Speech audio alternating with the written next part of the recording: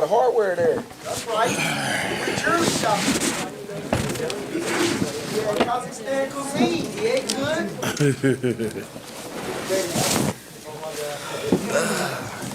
Hey Terence, you joined the elite crew of like Floyd Mayweather, Manny Pacquiao, Roberto Duran, Belo Hoya, Shane Mosley, Stanton Pernell, Manny Pacquiao, all these guys who went from lightweight to super middleweight. Like, it's that small elite. Every single person's name is all-time great. You just lift that high down.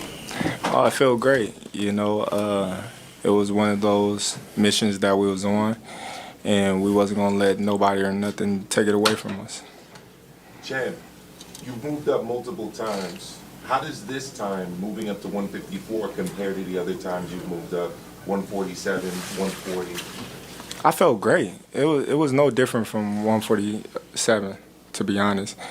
Israel just was a strong opponent, and we knew that coming in the gate. Was Madrimov a harder puncher than Spence, you would say? I don't know. They have their moments, Both of them is very strong, but Madrimov was strong. He was strong. How unusual was the movements, the constant feinting Madrimov did? It wasn't like disrupting me or anything. It was his patience. He was just patient. He was just waiting. He'll feint, and just keep feinting until he get a little closer. So he was real patient in there. He wasn't rushing in with nothing. He wasn't winging those wild winging shots like we normally seen him in the previous fights. He was very disciplined.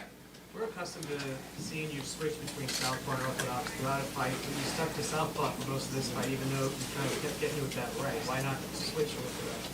Well, the right hand wasn't bothering me. I wasn't really too much worried about the right hand. He landed a couple of times at the end of the round where he was trying to steal it around, but I just was trying to counter him. But at the same time, he had a good game plan. He had a lot of feints, and I was just trying to dictate when he was going to come. And a lot of times I was wrong. Did you feel the fight was like an offensive counter fight, like where you guys both waited and then he kind of took a step, you kind of like raced to each other a little bit? Yeah, sometimes, like I said, he was just waiting on me.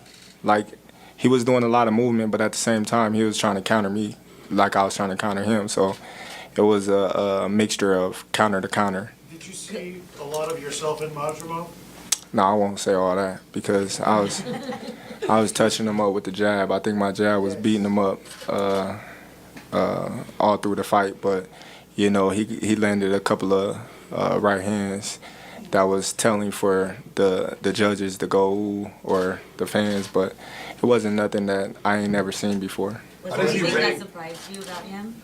Was there anything that surprised you about Madrimov's movement or anything? No, we knew he had good movement. We knew he had good head movement. We knew he was strong. We knew he was durable. If I was to say anything that surprised me, it's his patience. He was real patient in there. For someone with 10 fights, Terence, did that surprise you at all? And No. How does he compare to the other top opponents that you faced? I won't say that he surprised me with 10 fights because you got to understand he got over 300 and something amateur fights. So he know how to fight. He know how to move around in the ring. He knows how to capitalize on people's mistakes. He's been around the game for a minute now. Just because he got 10 fights, that don't mean nothing. Look at Lomachenko and all these other fighters that's getting title shots with 15 fights, 2 fights, and stuff like that because they're on the fast track because of their amateur pedigree. But what did you, sorry about that, but what did you think about the Eddie's reaction to the scorecards? I don't know if you heard him on your way out of the ring, but he tried to make it seem like there was some sort of robbery or that the scorecards were wider than they should have been. Man, you got to understand that's his fighter.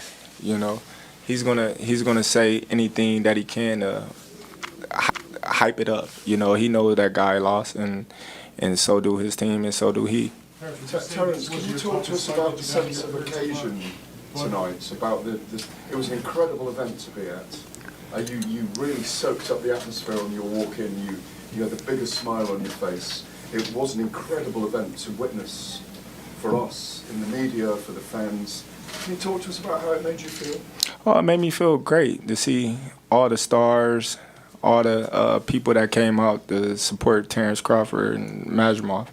You know, I understand that it was a lot of talented people on the undercard, but all in all, they came to see Terence Crawford.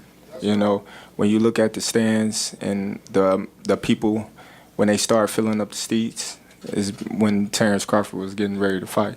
Well, was this your toughest fight, do you think? I mean, you won the fight, but Nah. I'm trying to think what was tougher. What was the tougher fight? I wouldn't say it was my toughest fight. You know, I think Mean Machine was a tough fight, tougher fight than that. I think Gamboa was a tougher fight than that. I think Benavidez was a tougher fight than that. You know, I might have got the knockout, but those was tough fights in their own right. But for years we heard. Oh, from my bad. Oh, sorry. Shout out to Turkey. Happy birthday. I hope you had a good birthday. You know, we put on, I appreciate you for coming to America and putting on for the United States. I hope you have a great birthday.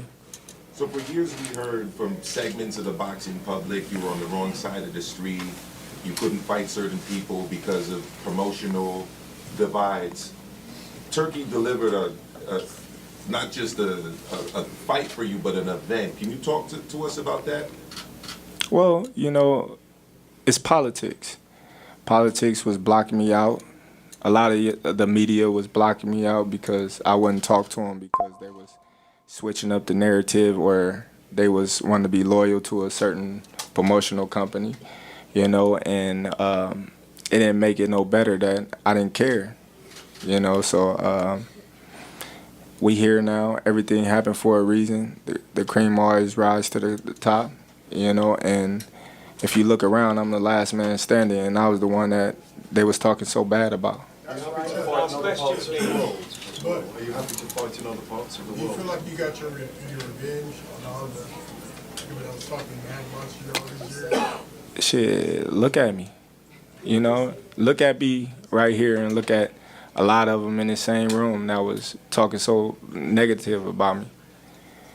They want to get interviews. They want to sit up and shake my hand and be friends. And, you know, at the end of the day, they want to say it's just business. It's just business. I don't hold a grudge against them or anything. I just say, hey, it is what it is. Everything happened for a reason. And for that reason being, I'm still at the top and I'm still, you know, undefeated. I'm still a 4-weight world champion, a 2-time undisputed champion, 2-time ESPY award winner, you know, fighter of the year. Like, what more can you ask for Terence Crawford? I don't know. We'll see. All right, thanks, guys. We're gonna wrap this. Did the gloves bother you at all? Oh yeah, what happened? The gloves? No, not really. My coach had addressed some things that he didn't like about Israel's gloves that he didn't like about it. He brought it to the team attention, and of course, you know, we're gonna back our coach, and they stood on their ground and said, hey, either you can wear the same gloves or, you know what I mean, or not. So we chose to use the same gloves. So it didn't matter. I asked Coach the same question, but I don't want your reaction. Is a Earl Spence rematch on the table still, or? Nah. All right, we're gonna wrap this. I'm trying to tell you. Hey, hold on, everybody. Hey, hold on, everybody. Hold on. Everybody, hold on. I want to bring the team up, man. This was a great win, and everybody on this team played their part. Come on, team. Come on, Red. Come on, Steve. Come on, y'all. Good job, Coach. Great job, champ. Omaha's on. Northside, stand up. Come on, y'all. Come on. Huh? Better love him while he's here. Where you going? Pound for pound. You better love him while he's here. You better love him while he's here. Team Omaha. Yeah, yes. You better love him while he's here. Everybody played a significant part with these 2 wins. Y'all didn't say nothing to Steve Nelson. That's right. Yeah, say something to Steve Nelson. That's so cold. So cold. Yeah. Right there. Get up, Bernie. Congratulations, Steve. Right here. Thank you. I appreciate y'all. I appreciate y'all. Number one team in the world, man. Yeah. Fighter of the year, trainer of the year, Exactly. 2024. Come on, y'all start putting your votes in. Start putting your votes in now. Exactly. Let's go. Exactly.